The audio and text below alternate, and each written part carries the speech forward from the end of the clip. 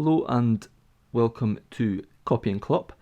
Today I'm going to go over how I kind of interpret Klopp's tactics at Liverpool, and I'm going to sim ahead to the end of the season and see how they get on in game, whether they can kind of live up to expectation and do as well as what they've been doing in real life. So just a kind of wee disclaimer, this is my interpretation of how Liverpool kind of set up and whatnot. I think it will probably be quite hard to get things exactly nailed on. Like I think with this tactic, I've kind of played with it in a few saves so far, and I think I do struggle with possession a little bit. But I think everything else is kind of spot on. So I'll go over the tactic.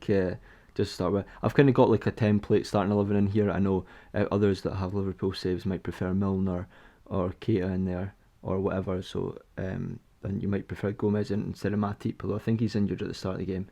But yeah, so I mean, I think Alisson in goal as a sweeper keeper is kind of self-explanatory, and especially because Liverpool will be playing a high line as well. We've got Robertson and Trent in at complete wing backs, just basically to get forward and as high up the pitch as possible. Because what I'm kind of expecting is Salah and Mane essentially are going to be tucking in here, playing in the box, like in between the 18-yard box, and the fullbacks are going to be pushed right up, and that's kind of how the team's going to look in a forward sense. But if I move them back. And we've kind of I've got Fabinho in here as an anchor on the anchorman role. I mean, that's kind of a bit up for debate and interpretation as well, because some might argue he's actually more of a deep line playmaker, and you might be right, but I feel like for this tactic to work, I feel like it'd be too open if he was a deep line playmaker. So that's why I've made him an anchorman, really, which I don't think is too kind of dissimilar to his role that he's got in real life.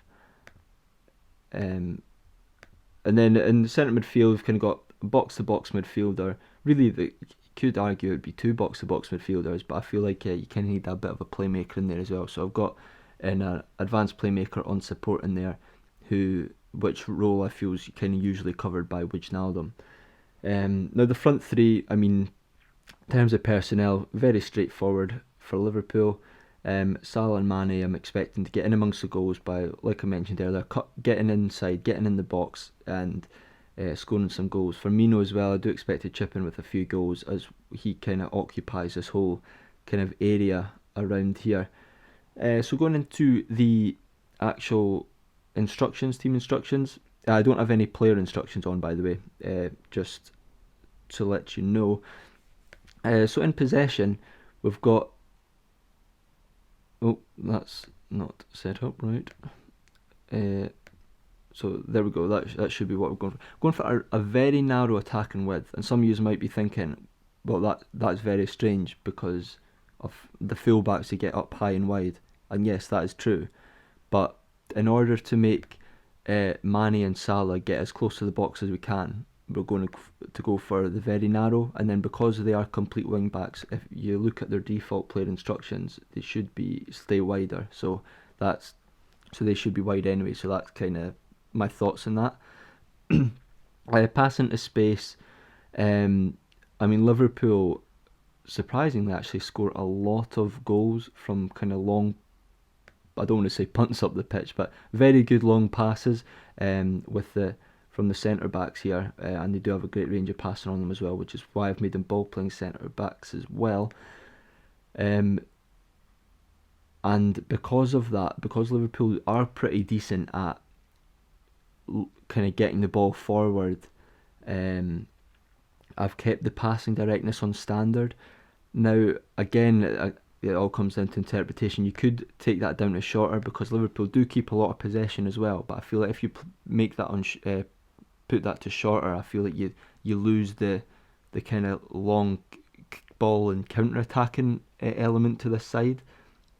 So that's kind of why the passing directness is on standard just now, and I've got passing to space on. Got whip crosses on because of especially Robertson and Trent are very good at crossing, getting the ball in the box, and they are for the most part whipped crosses in to take advantage of the kind of small forward players they've got beating their man with a quick bit of acceleration or whatever.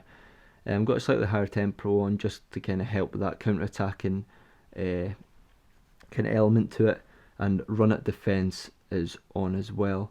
You could maybe put on hit early crosses on as well. I mean, I suppose it kind of comes down to preference there. But I think that's everything on the in possession instructions page. So in transition, kind of got your standard gegenpress here. I've got counter press and counter on, and that's actually all I've got on here. Again, I could put on like distribute to the fullbacks or centre backs, but I feel that if you do that, you're not going to make the most effect of the kind of counter attacking aspect of it. So I am going to just leave that off. Like I say, I think the only thing this tactic replicates them quite well in real life, I do feel, but it is just the kind of, I think right now at the time of recording, Liverpool have averaged I think 58% possession in the Premier League this season, and I don't think we'll be near that, which I feel is the only thing that doesn't quite show. But I mean, it's hard to get the balance between the kind of the longer balls they play and the short possession play. So it's kind of hard to get the balance on Football Manager. But yeah, on to the final page here. Out of possession, going to use the offside trap, going to use the higher defensive line like I've already spoke about, and the higher line of engagement, and I've got the pressing intensity on extremely urgent. It's not too much to go on about there. But what I will do now is I will holiday to the very end of the season, and we'll see how the team gets on. Bear in mind that it will obviously be the computer in charge of the team. So, and I do feel when you're managing the team itself, it does usually, you do tend to do a little bit better.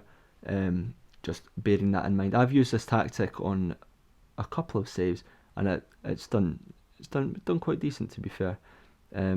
This isn't a like kind of a game breaking tactic, by the way. It's just kind of, if you're a fan of Liverpool, the way Klopp plays, this is kind of trying to play like him. One thing I will quickly look at as well, the version of this game is, current version is 20.2.3. So that's the version of the game I'm testing this on. Whether or not it works on works as well as what I'm expecting it to work in future versions, kind of remains to be seen. I won't be uploading this tactic anywhere because I feel like I don't know how to do it. But I mean, because there is no player instructions, I mean, I don't see why people can't just click on or see kind of all the instructions I've got here and whatnot anyway. But yes, without further ado, I will skip ahead to the end of the season. So here we are at the end of the season. The final league table standings are Liverpool have finished second, 3 points behind Manchester City in first position. I believe second place was the kind of media prediction at the start of the season, so kind of should be where they should be, I suppose. Although only 3 points behind the top, so I mean, like I said earlier, I think with you managing them, I'm sure you could probably turn half those draws into wins. But yeah, highest goal scorers in the league by 5 goals, which is quite nice. So I'm just looking at Bournemouth and Watford punching well above their weight there. I've conceded 34 goals, which is more than what I would have liked. But I mean, it's not bad. It's not bad. Very good goal difference. Now, if I've noticed there, I've actually probably lost the league towards the end of the season.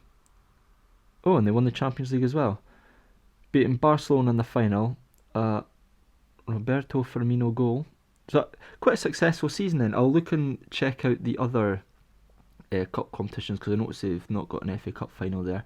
But I'll have a look at them in a second. But I mean, look at this run from Palace down to Bournemouth. That's probably what cost them the Champions League there. Not the Champions League, the Premier League there. 3 really poor league results on the trot there. Well, let's have a look at the competition screen. Runner-up in the Community Shield, okay, that's not important. Won the Champions League and won... Wait, sorry, oh, Jesus. Right, they won the European Super Cup, beating Chelsea, I believe it is, in that. Won the Champions League. Runner-up... Where's the League Cup? Here is the League Cup. The Carabao Cup final, they actually lost to Arsenal 3-1. So, I mean, I think that's pretty decent. Second in the league, winning the Champions League, getting beat or making it to the Carabao Cup final. I think that's pretty good. Now, I'll look at the squad in terms of goals and assists and stuff in a moment. What I'm kind of hoping for this team is I'm hoping both fullbacks to get about 10 assists each, and all the forward players to chip in with at least 20 goals, which we can actually see they've done that terrifically well, actually. Looks like they've been fit for the majority of the season. That's 61 games, that's a lot of games. But 28 goals for Mo Salah, 25 for Firmino, 23 for Mane, and they're all in double figures for assists as well. Salah's had a terrific season. Wow, that is incredible. So yeah, the front three have definitely performed how I thought they would, with Wijnaldum and Chamberlain, Fabinho, Origi chipping in with goals as well. 6 goals for Van Dijk, Arnold with 6 goals and 7 assists, not quite the double figures I would have hoped for. If we look at assists, what did Robertson get? Robertson got 9 assists, so pretty decent, I suppose. Almost the double figures I was looking for. So, but I mean, I think this tactic replicates pretty well how Liverpool have played. I'll go into more in detail team stats in a second, but I think so far the only thing looking at it is the fullbacks can maybe do with a bit more assists, but apart from that, everything seems to be okay. I'll look at a few team statistics now. I don't really look at these screens too often, but yeah, most goals we know about that. Is possession somewhere? Best average possession. Right, okay. So 50% possession. Again, like I said earlier, I think that's Liverpool are averaging 58% in real life at the moment. So it's a bit lower than what I would have liked, I suppose, in terms of how well to replicate Liverpool in real life. But I mean, it's still, I think this tactic is a very good attempt at trying to replicate what Klopp has done. I'm just trying to think, is there anything else worthwhile showing you? I'm not entirely sure. I'm not sure. Oh, player of the year. Alright, I'll just leave all that actually. Right, yeah, what I'll do is I think I will leave this video here then. I'll leave it on the final tactics screen for you there. Yeah, thanks for watching. I hope you enjoyed. I do intend to do more things like this. Like I'm thinking about maybe doing the Monaco team from a few years back that made the Champions League semi-final, because that's a very different style, like quite a kind of counter-attacking system. But yeah, I do have more plans for videos like these. So if you enjoyed, leave a like, leave a subscribe if you want to see more. And thank you very much for watching. Goodbye.